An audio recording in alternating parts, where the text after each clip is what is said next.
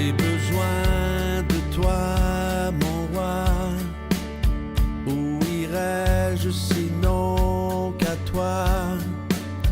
Tu t'es incliné vers moi. Tu as fermé mes pas. En toi je mets ma confiance. Je parle de ta constance, mon Dieu de fidélité. Je t'aime pour l'éternité. Entends ma prière, Seigneur. Tu es mon secours et mon libérateur.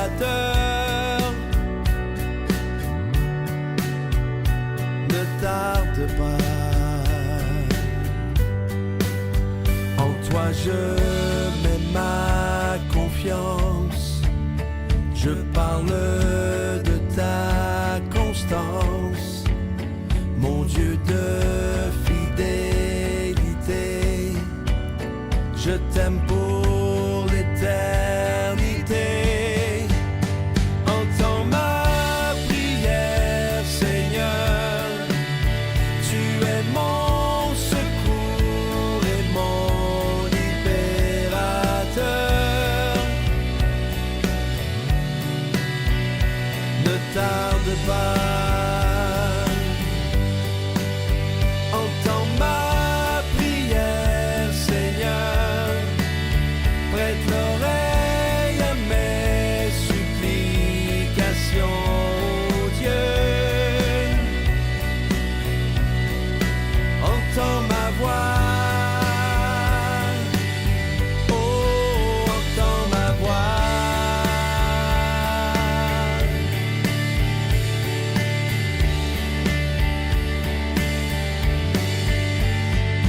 Tu m'as tout donné, Seigneur. Ta grâce a changé mon cœur. En toi je me réfugie.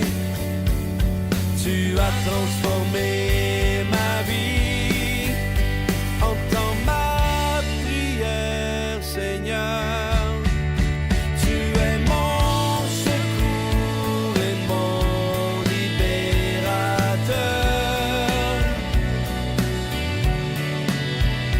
Ne tarde pas. Entends ma prière, Seigneur. Prête l'oreille à mes supplications, oh Dieu. Entends ma voix. Oh, entends ma voix.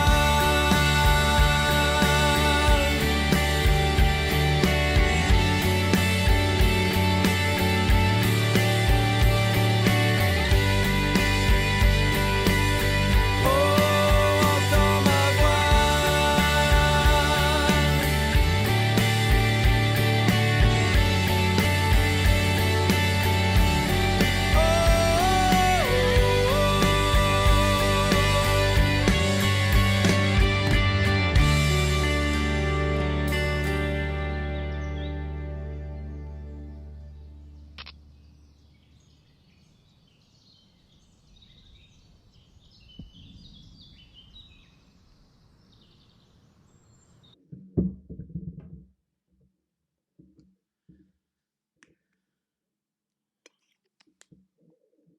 Ça fonctionne? Hein? C'est le fil que tu avais tantôt. Fait que c'est toi qu'on voit?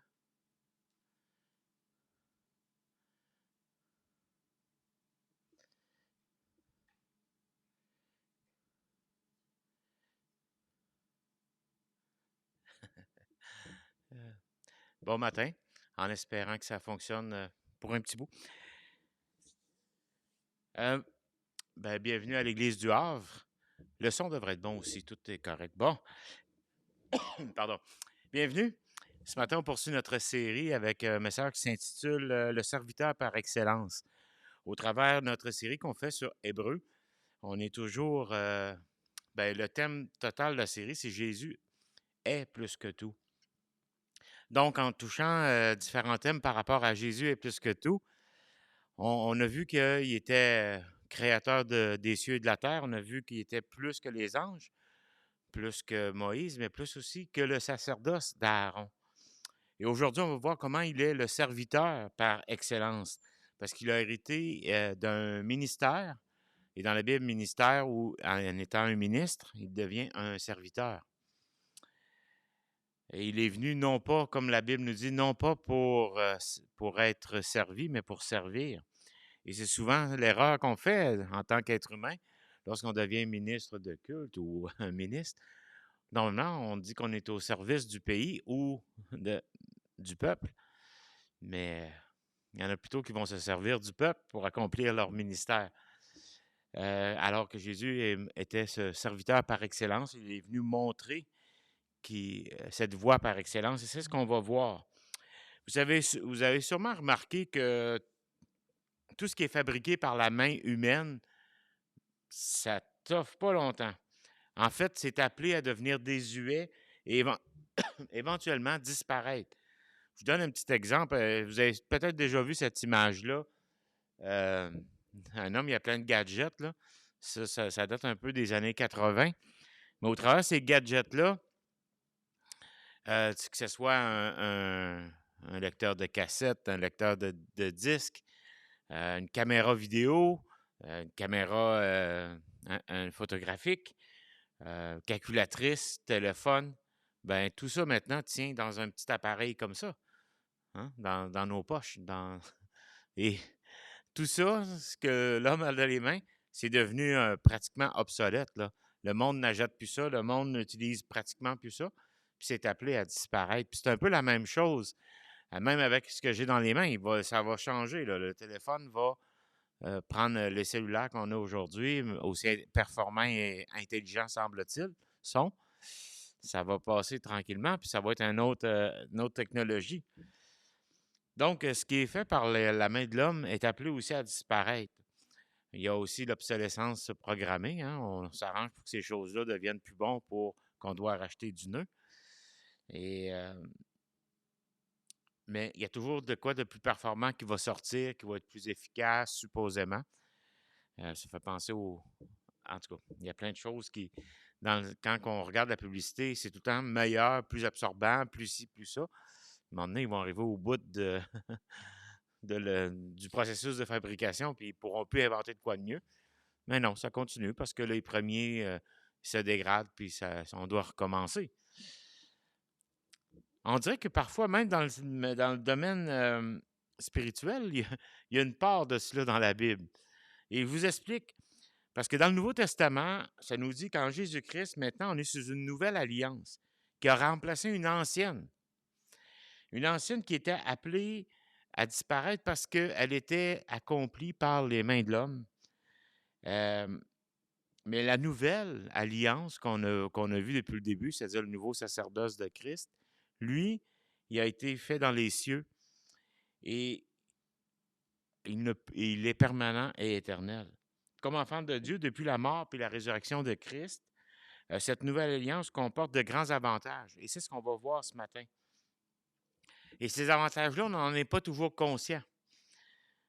Surtout après plusieurs années, puis que ceux qui n'ont pas connu l'ancienne alliance, n'ont pas connu tout ce système de l'Ancien Testament, de la loi, puis ces choses-là, on s'aperçoit qu'on a tendance à prendre pour acquis, par exemple, la grâce de Dieu.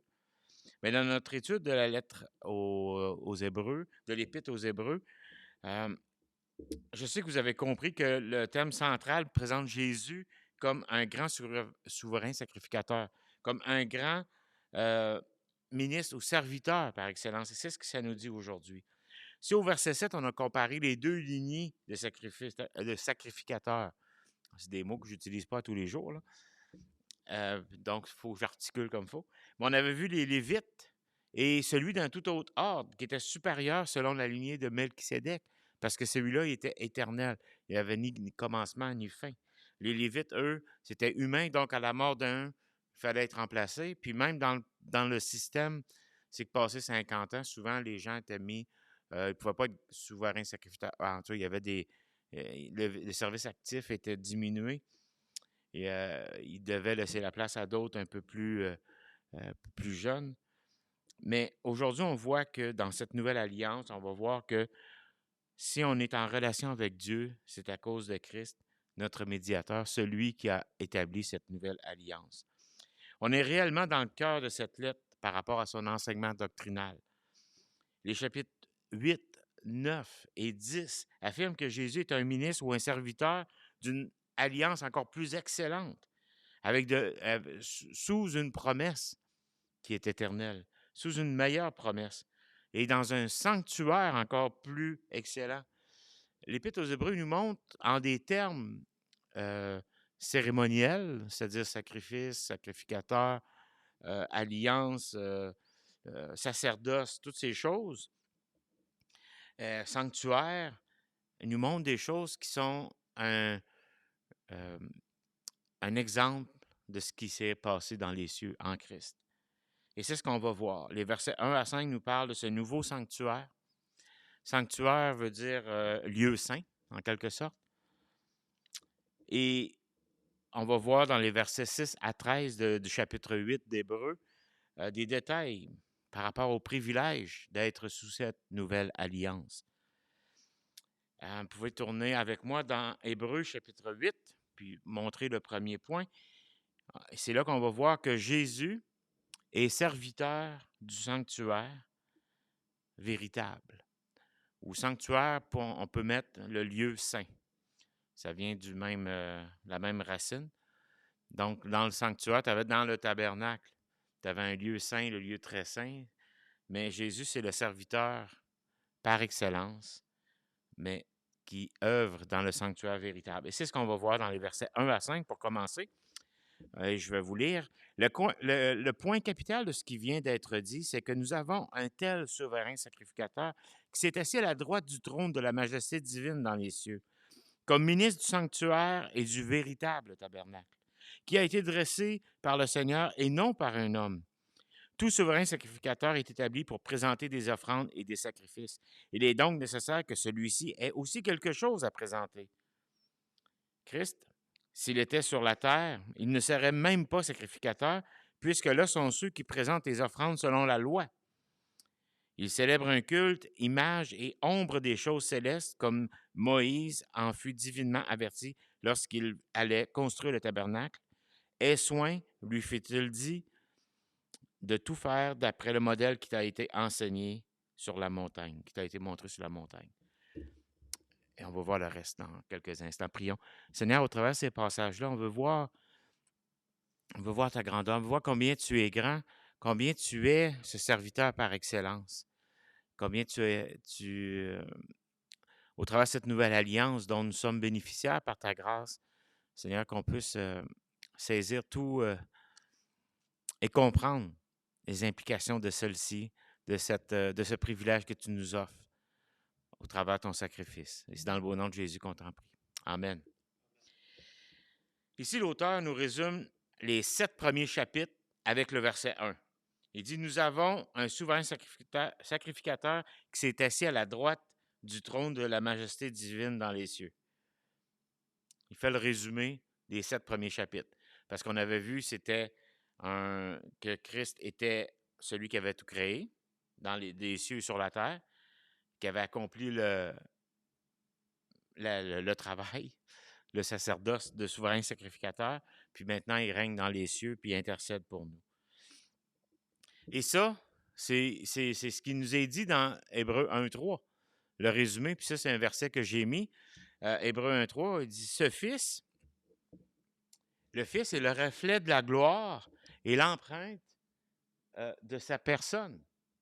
Il soutient toutes choses par sa parole puissante. Il a fait la purification des péchés et s'est assis à la droite de la majesté divine dans les lieux très hauts. » Donc ici, le verset 1 du chapitre 8 est comme un résumé de tout ce qui s'est passé, mais qui avait été annoncé dès le chapitre 1, verset 3. Jésus ne peut pas occuper un lieu plus élevé que celui d'être à la droite du Père. Et c'est le lieu saint suprême. Et lieu saint, sanctuaire. Du ciel, Christ exerce son œuvre de salut et d'intercession pour les siens. Il l'a accompli sur la terre, mais dans les cieux, l'œuvre se fait.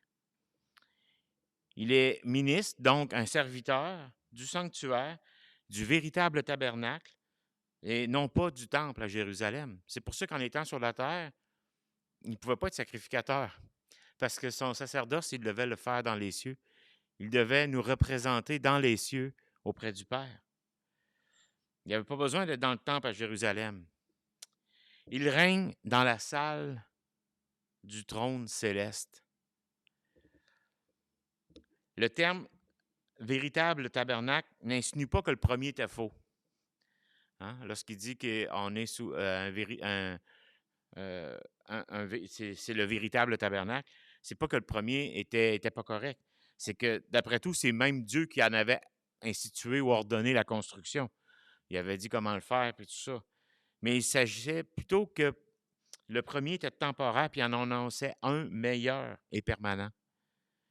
Et comme il dira dans chapitre 9, verset 11, vous pouvez tourner, sinon je l'avais mis aussi sur la projection.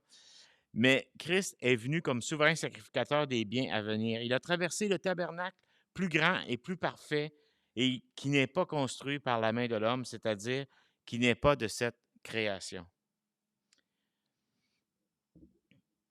De plus, on peut dire que comme les prêtres établis par Dieu présentaient leur offrande et leur sacrifice, mais le Fils, lui aussi, avait besoin d'avoir quelque chose à présenter.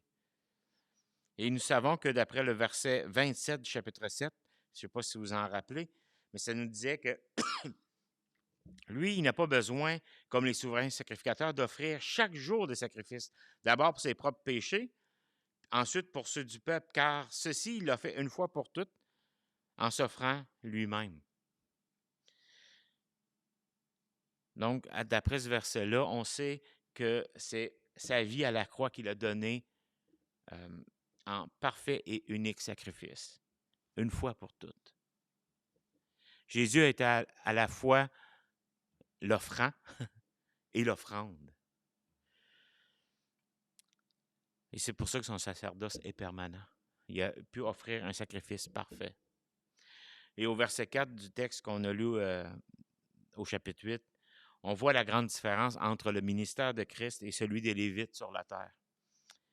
Lui, il fallait qu'il exerce son œuvre au ciel et non sur la terre parce qu'il est ressuscité puis il est monté au ciel à la droite de la majesté divine. Puis il est précisé au verset 5 que le culte terrestre avec ses sacrifices n'était qu'une image et une ombre de ce qui se passerait au ciel avec Christ ou ce qui s'est passé au ciel avec Christ.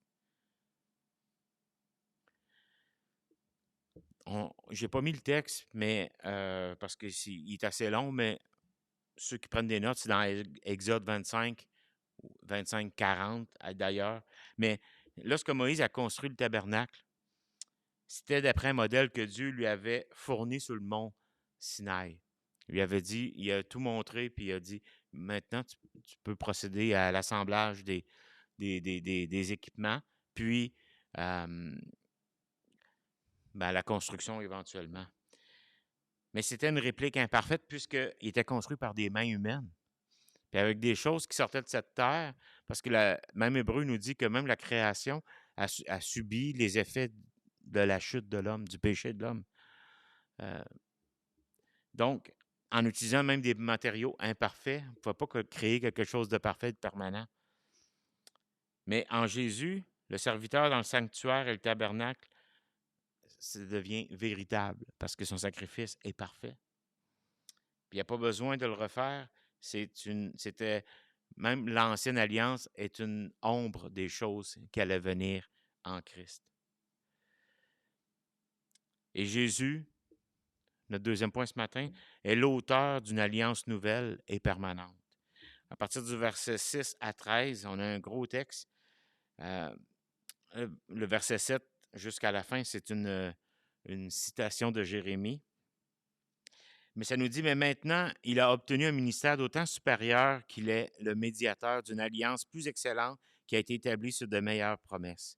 En effet, si la première alliance avait été faite sans défaut, il n'aurait pas été question de la remplacer par une seconde, car c'est avec l'expression d'un blâme que le Seigneur dit à Israël. On va se mettre un peu plus dans le contexte, là, mais c'est dans Jérémie. Puis, c'est un peu un blâme qui est envoyé au peuple en lui disant qu'un jour, vous n'avez pas été capable de respecter la première alliance, l'ancienne alliance qu'on appelle aujourd'hui, mais cette première alliance faite avec eux, parce que vous continuez dans vos péchés, mais un jour, il va en avoir une nouvelle. Fait que voyons, ce blâme est devenu une promesse de restauration. Voici. Voici les jours viennent, dit le Seigneur, où je ferai de la maison d'Israël et la maison de Juda une nouvelle alliance. Non comme l'alliance que j'ai traitée avec leur père, le jour où je les saisis par la main pour les faire sortir du pays d'Égypte, car ils n'ont pas persévéré dans mon alliance. Et moi non plus, je ne suis pas soucié d'eux, dit le Seigneur. Mais voici l'alliance que je ferai avec la maison d'Israël. Après ces jours-là, dit le Seigneur, je mettrai mes lois dans leur esprit. Je les écrirai dans leur cœur, et je serai leur Dieu. Et ils seront mon peuple. Personne n'enseignera plus son concitoyen, ni personne son frère, en disant connais le Seigneur, car tous me connaîtront, depuis le plus petit jusqu'au plus grand d'entre eux, parce que je pardonnerai leur iniquité et je ne me souviendrai plus de leurs péchés, en disant une alliance nouvelle. Il a déclaré ancienne la première. Or, ce qui est ancien, ce qui a vieilli, est prêt de disparaître. Un grand changement est annoncé ici, hein? Mais maintenant, il commence avec au verset 6, mais maintenant. Donc, il y a de quoi de nouveau. Jésus est désormais le médiateur d'une alliance supérieure à l'ancienne. Ce que Jésus a fait est supérieur à l'ancien. Une alliance, c'est un accord ou une entente entre les deux parties qui va servir de base dans des relations. Un exemple qu'on connaît bien, c'est, pour ceux qui sont en couple, c'est le mariage. Hein? C'est un genre d'alliance qu'on fait, puis qui va servir de base dans nos relations. On sait qu'on se promet des choses à notre mariage. On se promet fidélité, on se promet amour, et dans le meilleur et comme dans le pire. Puis, ben, c'est à chacun de vivre son meilleur et son pire. Mais c'est un exemple d'alliance. Hein? Puis il dépend un peu des deux. Des deux personnes. S'il y en a un qui décide de faire carrément sa tête, cette alliance-là, elle peut être rompue. Puis d'ailleurs, dans la Bible, quand il parle de divorce, c'est dans le contexte où il dit c'est à cause de la dureté de votre cœur que Dieu a permis ces choses. Mais une alliance, c'est ça. C'est un accord, une entente qui va lier deux parties. Au chapitre 7, verset 22, si vous voulez tourner, ça nous dit que Jésus est, par cela même, le garant d'une alliance plus excellente. L'auteur affirme que Jésus il est le garant de l'alliance, de cette nouvelle alliance. Contrairement à une alliance humaine, elle ne dépend pas d'un commun accord. Elle est avant tout un don gracieux de Dieu, même sans l'obéissance de son peuple. L'ancienne alliance, qu'est-ce qu'elle faisait? Elle demandait au peuple d'être parfait. Elle demandait au peuple de respecter la loi dans toute sa lettre. Et sans ce respect-là, mais tu avais besoin de faire des sacrifices. Fait que pourquoi qu'il y avait des grands jours d'expiation?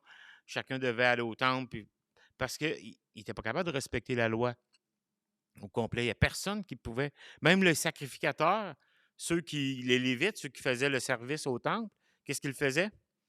Ils offraient d'abord des sacrifices pour eux, pour leurs propres péchés, puis ensuite pour ceux du peuple. Ça démontrait que cette alliance-là était, en étant conditionnelle, en étant en dépendant aussi de l'obéissance de l'homme,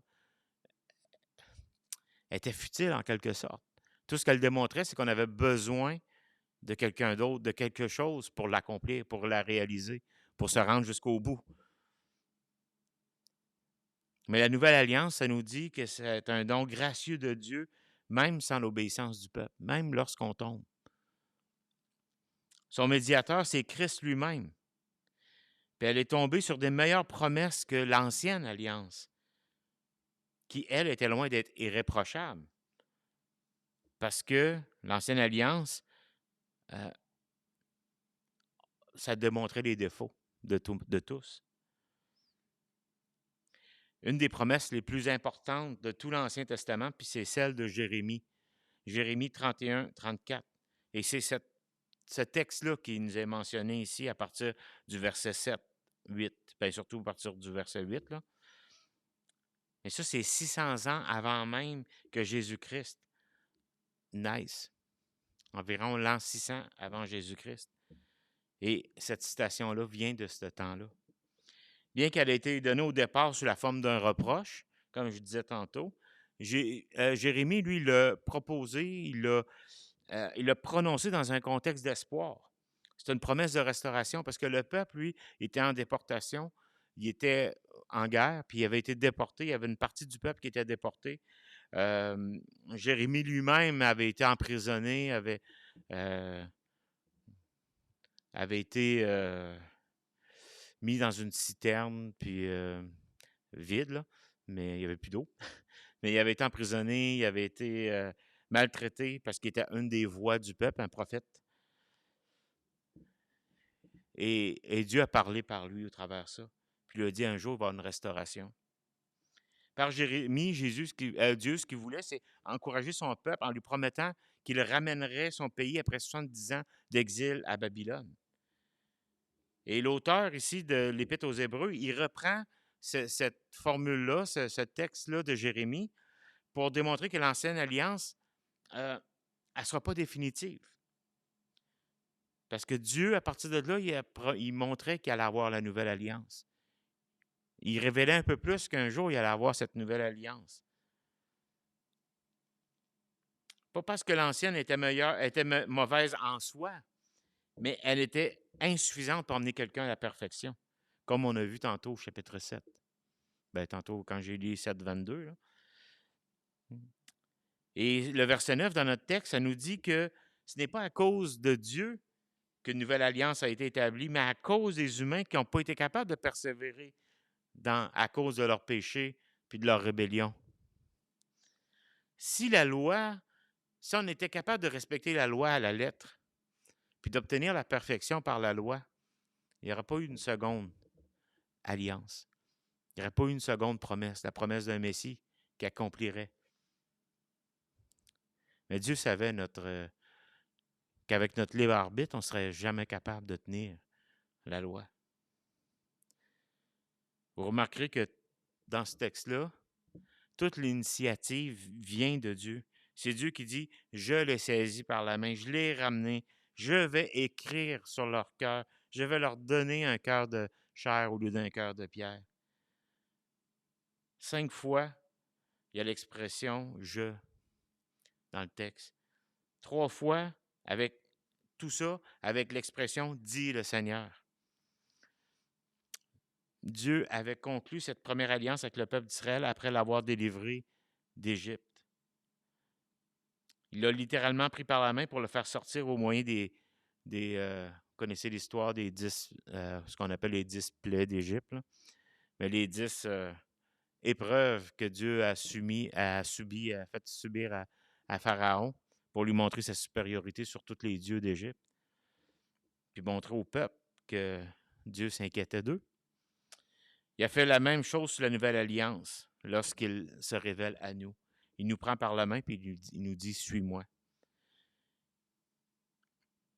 Et c'est ce que les versets 10 à 12 nous montrent. Il nous prouve, il nous démontre 3 immenses privilèges qu'on hérite avec cette nouvelle alliance promise qui vont nous faire rendre reconnaissants face à Dieu. Et la première, on la retrouve au verset 10, c'est que la loi de Dieu est mise dans notre cœur, dans les cœurs.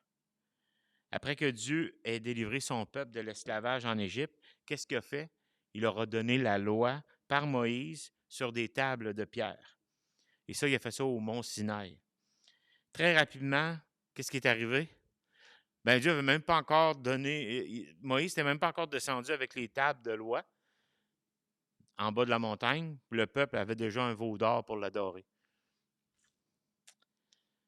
Toute la suite du peuple d'Israël regorge d'incrédulité, de rébellion, d'incapacité à obéir à Dieu et à son alliance. Puis cette histoire-là, même si c'est là pour nous servir d'exemple, ça nous démontre que même nous, en tant qu'êtres humains, ben pas même nous en tant qu'êtres humains, mais je veux dire, même nous, sous la nouvelle alliance, on fait les mêmes erreurs que eux sous l'ancienne. Mais s'il n'était pas une grâce de Dieu, la nouvelle alliance, on aura encore le besoin de démontrer, d'aller chercher des agneaux sans péché, sans tâche, pour prendre notre place. Mais Christ le fait. Dans Jérémie 17.1 que j'ai mis, ça dit que le péché de Juda est inscrit avec un burin de fer, avec une pointe de diamant. Il est gravé sur la tablette de leur cœur.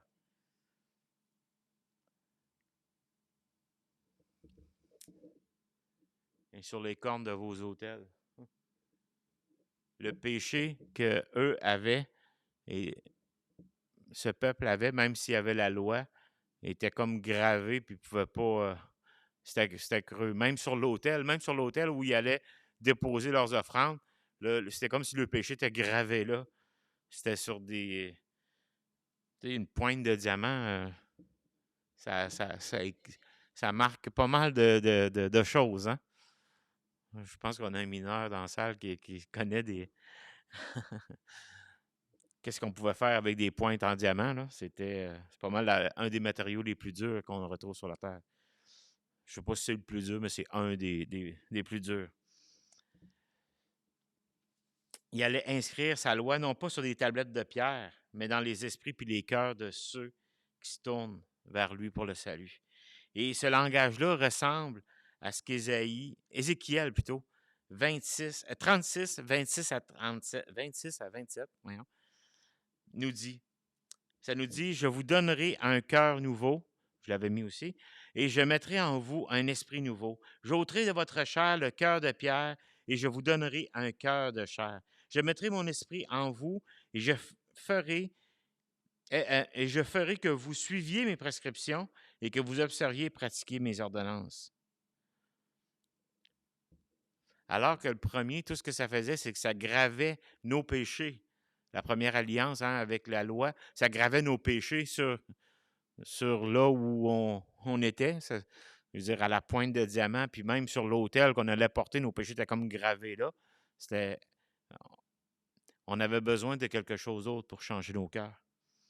Et Dieu promettait une nouvelle alliance qui ferait que la loi serait dans notre cœur, placée dans notre cœur. Par cette nouvelle alliance, Dieu donne un cœur nouveau et par son Esprit Saint, il met en nous le désir de le chercher, de lui obéir volontairement, par amour, par reconnaissance et non imposé par la loi. On pourrait sortir des étapes pour faire ci puis atteindre ça, puis non. Dieu maintenant, ce qu'il a mis, c'est sa loi sur notre cœur, puis on veut lui plaire. On ne cherche pas à... Notre but, ça va sembler un peu contradictoire, là, mais notre but n'est pas d'accomplir la loi, d'accomplir plein de belles choses. Notre but, c'est de plaire à Dieu. Puis on sait que si on plaît à Dieu, la loi va être accomplie au travers de ça, va être réalisée à travers ça, parce qu'elle a déjà été accomplie en Christ.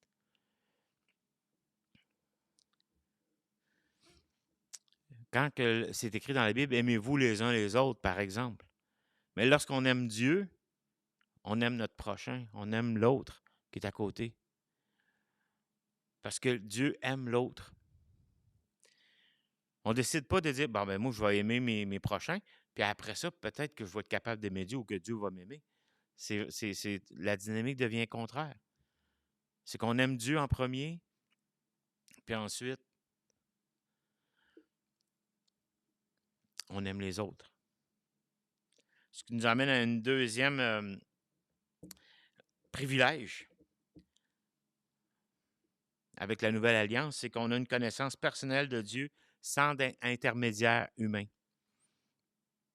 Verset 11 du chapitre 8, ça nous dit que personne n'enseignera plus son concitoyen, ni personne son frère, en disant « Connais le Seigneur, car tous me connaîtront, depuis le plus petit jusqu'au plus grand d'entre eux. » Par sa nouvelle alliance, Dieu promet qu'on va pouvoir le connaître, du plus petit ou du plus jeune jusqu'au plus âgé.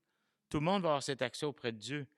L'auteur n'est pas en train de dire que la parole ne sera plus enseignée, qu'il n'y aura plus besoin de conducteurs, puis tout ça, ça allait disparaître, le fait qu'il y ait des gens qui enseignent, puis tout ça. Mais sous l'Ancienne Alliance, les gens devaient passer par des intermédiaires, comme des prêtres, des lévites, des prophètes, qui, eux, leur enseignaient la loi et faisaient office de médiateurs. Désormais, tous peuvent connaître Dieu d'une manière personnelle, s'approcher de lui d'une manière personnelle, lui faire confiance pour lui obéir. Comment?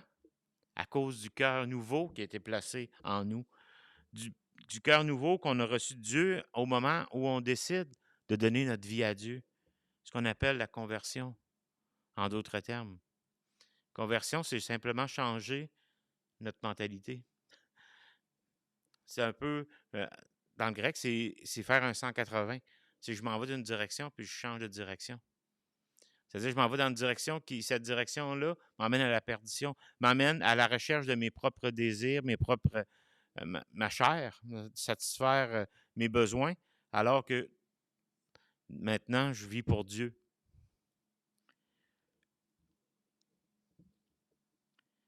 Cette connaissance personnelle de Dieu n'est qu'un avant-goût de celle que nous aurons lorsqu'on va le voir face à face pour l'éternité. Si vous avez besoin de parler à Dieu, vous n'avez pas besoin de venir voir un enseignant, un pasteur, un prêtre. La Bible nous dit qu'on a un accès auprès de lui. On n'a personne qui va nous enseigner à dire « OK, viens ici, c'est comme ça que tu vas rentrer par Dieu. Dis-moi qu'est-ce que tu as à dire, je vais lui parler pour toi. » Non. En même temps, on a à prier pour les autres. Puis les autres, chacun d'entre nous, on peut donner nos requêtes à nos frères pour qu'ils intercèdent, pour qu'eux puissent emmener ces requêtes-là devant Dieu, ces sujets-là devant Dieu. Puis qu'ensemble, on puisse prier. Mais chacun peut le faire aussi pour soi-même. On a cet accès auprès du Père. On a cette connaissance personnelle de Dieu sans l'intermédiaire humain. Il arrive une situation dans ta vie, tu n'as pas le temps de la partager à personne. Partage-la à Dieu. Et ça, on le voyait dans le verset 11. Hein? Mais le verset 12 nous amène aussi à un troisième privilège de cette nouvelle alliance. Ça nous dit ceci. Ça nous amène en fait le pardon définitif. Verset 12. Parce que je pardonnerai leur iniquité et que je ne me souviendrai plus de leurs péchés, en disant une nouvelle alliance a été déclarée ancienne. En tout cas, mais c'est surtout 12, hein? Parce que je pardonnerai leurs iniquités et que je ne me souviendrai plus de leurs péchés. C'est un peu l'apogée de cette nouvelle alliance promise. C'est le pardon de nos fautes. La grâce de Dieu envers nos injustices. Le pardon de nos péchés. Elle règle le problème fondamental de tout être humain. Sa culpabilité devant Dieu. Devant un Dieu saint. Parce que Dieu habite dans le sanctuaire.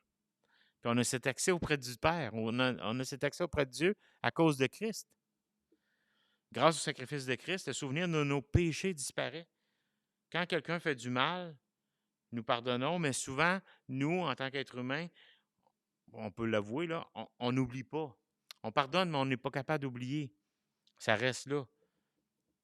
Parfois, il y en a qui ont certains caractères qui leur permettent d'oublier des choses, mais si tu refais encore le mal une deuxième fois, puis une troisième, une quatrième fois, tu finis par la retenir, hein, puis de ne pas l'oublier.